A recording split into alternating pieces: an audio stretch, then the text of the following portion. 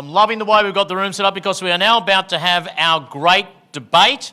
I want to make it very clear, this is not one of those high school debates where everyone's nice and we go for a cup of tea afterwards. This is a full, no-holds-barred, parliamentary-style debate. So as our government and our opposition debate the motion before the House, I want to hear a bit of hear, hear. I want to hear a bit of shame. I want to hear people in the audience jumping in because the topic today, this is a juicy one. The topic is the market should be left to itself without government intervention. The market should be left to itself without government intervention. I heard an absolutely there. I love it. Give us a bit of that sort of stuff. Couple of observations. First of all, to our 6 speakers. They'll each have 4 minutes each. I'll call out a 30-second warning. When you're at the 3.5 minute, you're wrapping it up at 4 minutes, absolute tops. Secondly, audience, you will be voting, and via the app, I believe we have a worm function where you can vote as early as you want in the debate. You can even vote now. But you can change your mind as often as you like across speakers, even within an individual sentence, if the speaker doesn't go hard enough on a point you were liking at the start or anything like that. But I do have to stress one thing. You can see from that topic we've made a provocative, quite extreme topic, and we've deliberately placed some of the speakers in positions in the debate where they're probably a little bit out of their natural comfort zone. And we've encouraged our speakers to be as provocative as possible in the sentiments they're putting forward. So it's really important we understand you cannot leave today saying, wow, do you know what Gary from Organisation X's official position is on the market and government? Because these people are not talking their own institutions or personal policies and convictions. They're here to provoke your thought as much as possible. So no recording with cameras, no jotting down quotes and attributing them back to people, official policy and the like. We're here to provoke your minds and have a bit of fun. So the market should be left to itself without government intervention. Our speakers will be the Prime Minister, Priscilla Radice, the Deputy Prime Minister, Theresa Scott, and the Government Whip, Martin Locke, and the Leader of the Opposition, rebutting the proposition, will be Tim Parker, the Deputy Leader of the Opposition, Dr Jessica Vinver-Wilsch, and the Opposition Whip, Bede Noonan. At the end of that, we will tally up your vote. So here, to lead us off, debating the motion that the market should be left to itself without government intervention, the Prime Minister, Deputy Director General, Health Capital Division, Queensland Health Infrastructure. Please give Priscilla Radice a big round of applause. Priscilla, all yours.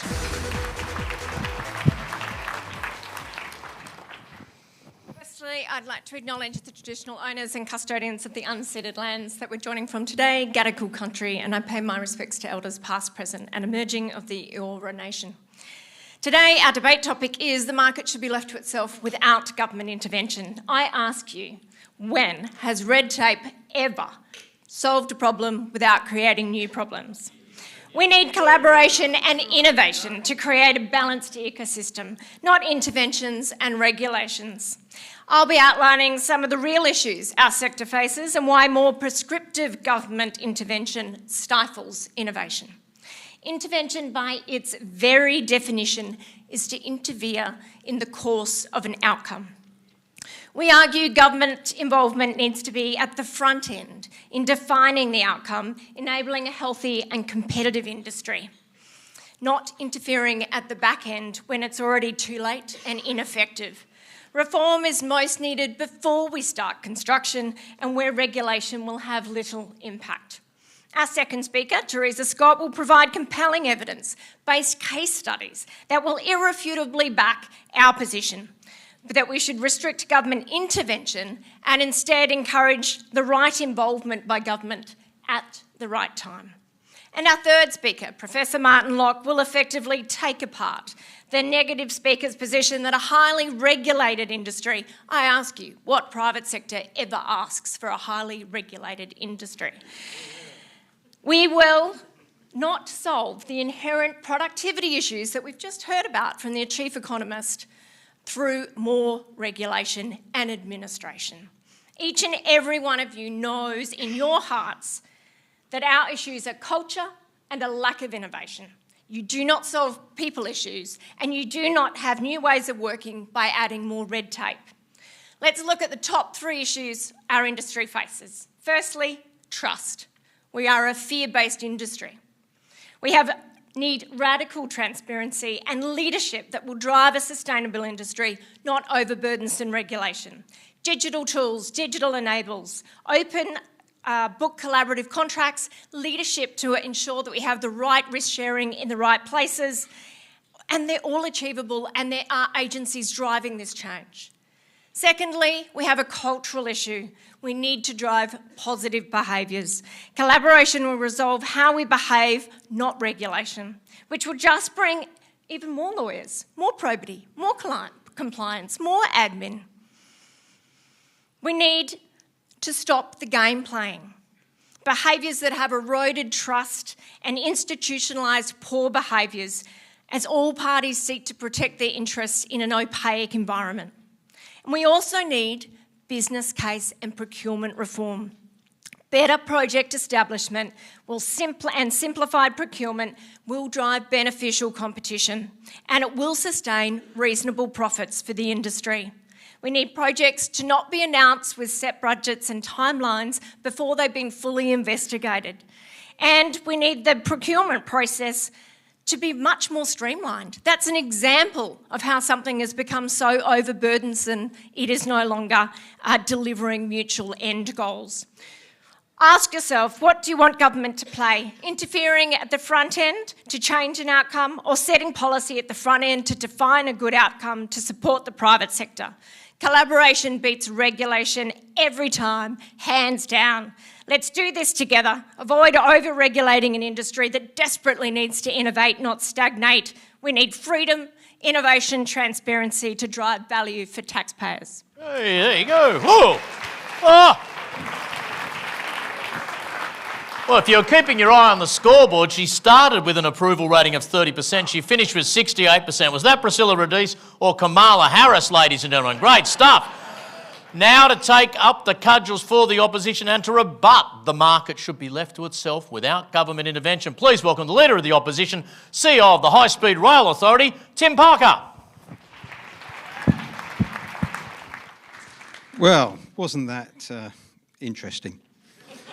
Spoken like a true Prime Minister, watching from the sidelines, not in the game. But there it is. So look, we argue that the construction industry is not broken, but there's certainly room for improvement in achieving a better culture, financial stability, and an increase in productivity. To achieve this, the construction industry should support some government intervention, not regulation, but intervention, to allow these benefits to be achieved. Slogan, always love a good slogan, triumph. We've got to make some changes. Triumph, transparent, right regulatory and contract approach, impactful increases in productivity, unified across the country, mandatory, pulling together all stakeholders, establish joint objectives, holistic, to cover the whole industry from client through to subcontractors. A different approach, not just let's leave it. Fascinating speech. Love to see the debate go up and down. We're not talking here about red tape. We're talking about making some changes on how we do things. We're not talking about more regulations. We're talking about intervention appropriately. Wider benefits.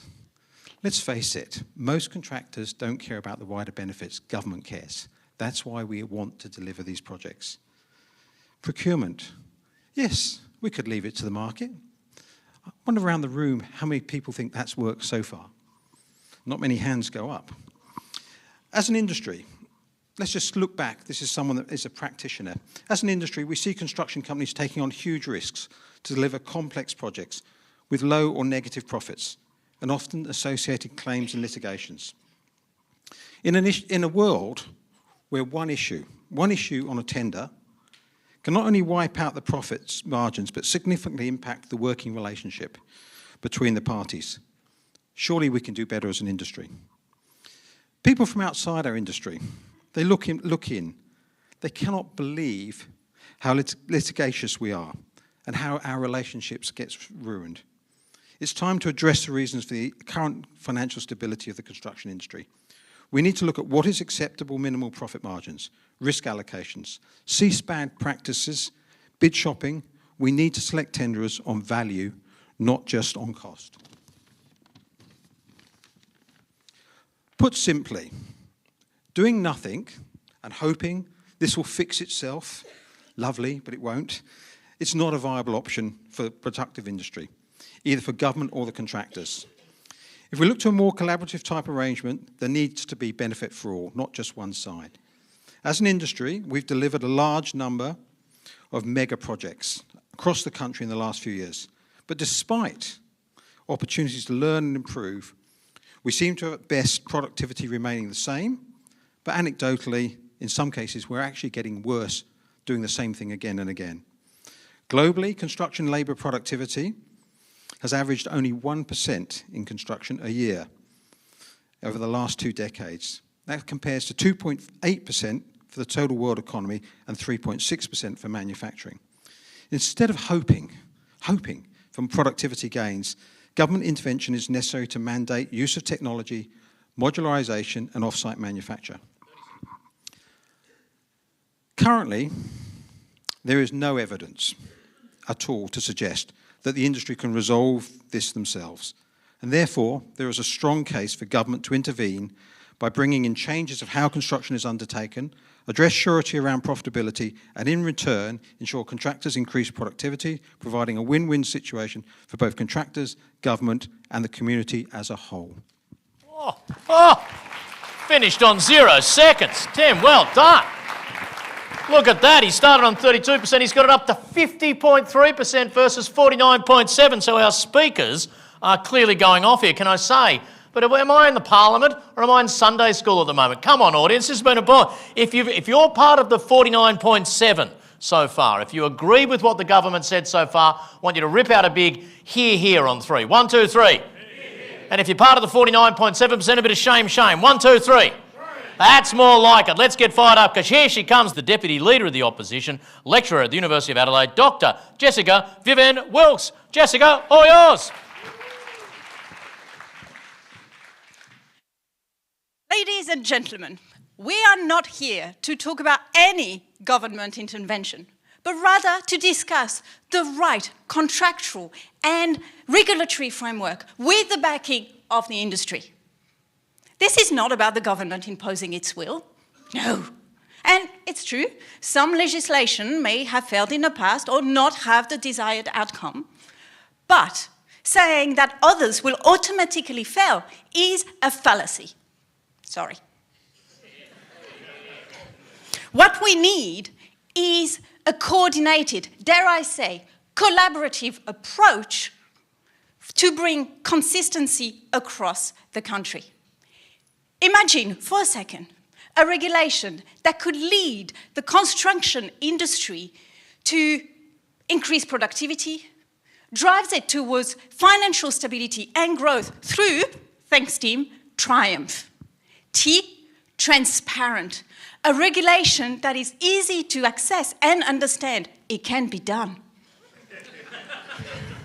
R, the right regulatory approach that is kick-started by the industry and reformed and designed through public consultation.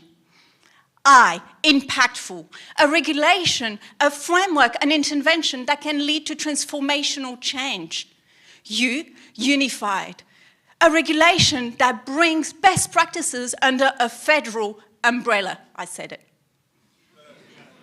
M, mandatory, a regulation that is implemented and enforced if needed. P, pulling together, making sure all stakeholders are united and at the table.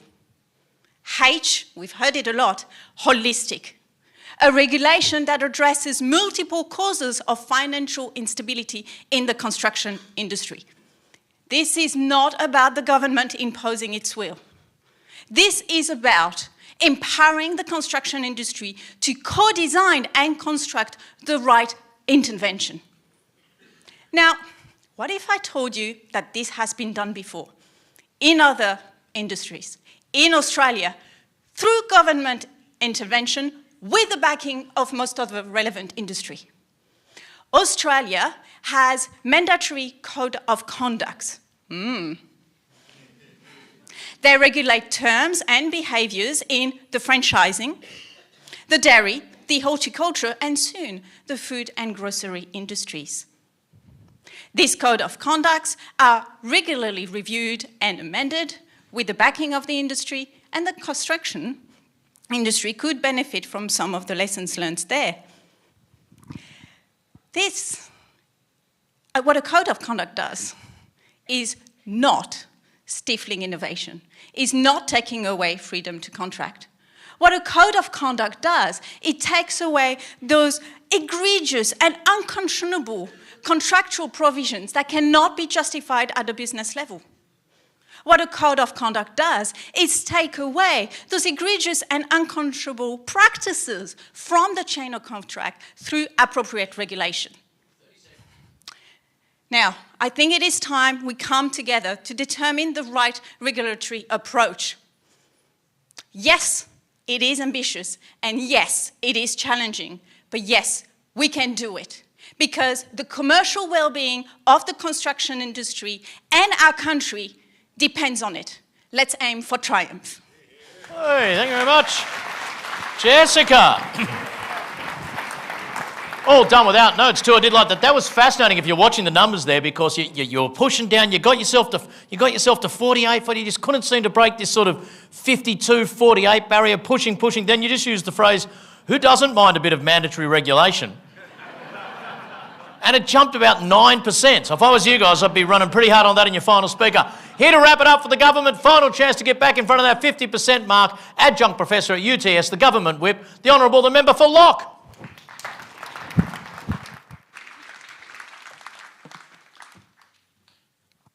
I start off by asking, what is the essential role of government? What does government have to do? Government has to provide policy. Government has to provide regulation. Government has to be involved with procurement. I accept all of that. So we're not arguing that government does nothing. But do we really want more intervention? I listened to my friend Tim Parker, and I'm reminded of, yes, Minister, Sir Humphrey. Sir Humphrey. Should we be calling him Sir Timothy Parker? This sounds like a bit like an episode of Utopia, isn't it? Does government really need to be doing more? Is government really the answer to the problems of the construction sector? Really? I look back and see what happened in 2023. Inland Rail. Was that a good procurement? Snowy Hydro, what happened? What happened? It might all be put to rights with high-speed rail, Tim. But, and even when I talk to my friends in the UK, I listen to those people talking about Crossrail. Crossrail, they say, well, we don't know how it was going to cost. We don't know when it's going to finish. But we're learning an awful lot as we go through the process. Jeepers. Is that all that we can actually say? So why on earth do we as a construction sector want to abrogate the responsibility for the problems of the sector to the government? Do we think the government's going to be able to come up with a magical fix? Government certainly has stepped up and actually improved this process of procurement. I certainly reinforce the comments made by colleagues on my side that we do recommend collaboration. I actually believe the sector has improved magnificently over the last 10 years in particular. And this process of collaboration, working together, is certainly something that we fully support. But what we don't support is government getting more involved and actually trying to fix the problems of the construction sector. I look back and I actually then think, what is the fundamental problem that we're actually trying to solve here? I answered one of those questions on the slideshow before. I think the fundamental problem is culture. The fundamental problem of this sector is culture. Do we think the government, by intervening, is going to fix the problem of culture? How on earth is that feasible? I actually say, why is the sector pressing the self-destruct button by lacking financial discipline when it comes near a tender box? Why on earth is the sector struggling to come up with an approach where it says we're going to make our sector more attractive and we're going to attract talent? I actually heard some really insightful discussions this morning that give me hope that we're actually on the way forward here. And in terms of productivity, why is the sector so slow to grasp these productivity improvements and put them into practice? The answer is not to look for government direction on this. We don't need more red tape. We don't want more forms to fill in. We don't want more boxes to tick. And last of all, we don't want more committees. We as a sector need to do it ourselves. We all need to make this sector sustainable. We all live up to ESG criteria. They are mandatory. Let's actually do this ourselves. Let's not let government tell us what to do. Here, thank you very much. Okay. Whoa, here we go. Came home with a wet sail there, Martin. It's currently 50.2% to the negative, 49.8% to the affirmative. This is very interesting now. So, very interesting situation for you here, Bede. Right, we're dead on 50-50. Oh, there you go. Well, in fact, the longer I stand up here, the more you fall behind, because about a minute before he finished, you were still ahead 53-47, and I was going to say that would be like you on the last hole at the 18th. You're already in front, no pressure, only you can stuff it. But in fact now, the government are 1.2% ahead. You've got to bring this baby home. You got it in your B? The CEO, half the owner. Please welcome Bede Noonan, the opposition whip. Final votes, let's go. Ladies and gentlemen, fellow members of the House, what a rabble, what a bloody rabble over here. They don't want more government intervention, and yet they can't even keep to time. Cannot even keep to time. Who do they think they are? Construction contractors. The examples given of where government intervention has created problems, well, what about the times where there hasn't been government intervention and the private sector's created a challenge? Who here remembers the global financial crisis? Who here remembers the investment banking community being left to their own devices? 25-year-old people, probably didn't even do, not much education, sitting on trading floors, dealing in derivatives, things they couldn't even spell. And the challenges that created and the enormous meltdowns that created, the destruction of people's lives that created, far more significant than anything else we've ever seen in our lives. And even in Australia most recently, we've seen consultants advising government on tax advice and then going straight to the people that they're supposed to be protecting us from and feeding that advice to them. So good on the private sector without any government regulation. Australia does not want to be Haiti. We want to be a well-organised community. We need to be a country that looks after people, that lifts people up, not just lets the private sector, manage without any control. So whilst I'm a member of the House and the whip of the opposition, there's a fellow who looks a little bit like me, who I know who's a developer and runs a big construction company, and I can assure you, letting a bloke like him unfettered is not a good thing for society.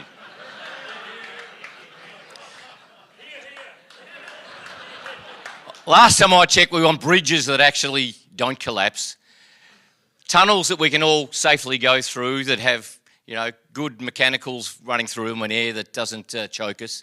We want infrastructure, assets and housing in a fair way.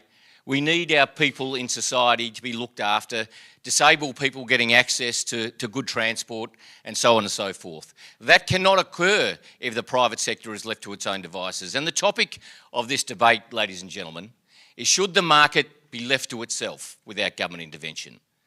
The topic is not should the government step away, but, the topic is should the government step away? And I think our opposition was talking about, actually they were agreeing with our hypothesis that the government should not step away. And that is the core of this debate. The government should not step away. Now there's a great global leader of social commentary called Tyler Brûlé. He's the founder and owner of Monocle magazine. And he quite rightly points out that visitors to Australia should be given a fluoro vest when getting off the plane. Australia has definitely become a nanny state, and we trip over ourselves with the challenges of our regulations. And definitely there's huge opportunities for us to improve how we interact. And I believe that our industry can be a leader of government and industry working together, the infrastructure industry, because it's one of the few industries which does have such close interaction between government and the private sector. We can work together to unshackle the handcuffs that currently inhibit the ability for us to move forward together in a much more efficient way. The planning processes, the design processes, the environmental processes, the community and quality. What are we trying to solve for in these processes, and how do we work together to actually put in place a better way of achieving those governance outcomes, those desires that our society really, really wants? To think that government steps away is impractical. We need government, our society demands government, and our challenge is to make sure we work collaboratively together to get the outcomes that are best suiting for our society. Thank you. Hey, there we go. Oh! Some impressive movement in the numbers there. I know a lot of you are really thinking about this, balancing both sides, analysing what you've heard. Then again, some of you are very easily distracted and shiny things and the last thing you heard, and you may have well just have gone to the negative because it's the last thing you've heard. I'm going to give you 30 seconds from now to weigh up everything you've had. Vote for the first time if you haven't voted yet, or change your vote one last time if you'd like. We have the affirmative, Priscilla, Teresa and Martin arguing the market should be left to itself without government intervention. That was opposed by Tim, Jessica and Bede. We've got a couple of more seconds for you to vote. But the negative are pushed out from a tight 50-50. They're hovering just above 6, very close to the same-sex marriage vote proportions. In fact, they're pushing away slightly. I'm going to declare the debate won by the negative. Fantastic effort in government, affirmative. Well done, but please, a round of applause for the negative. Great discussion, and obviously no offence intended to our good friends in Haiti, obviously, as well.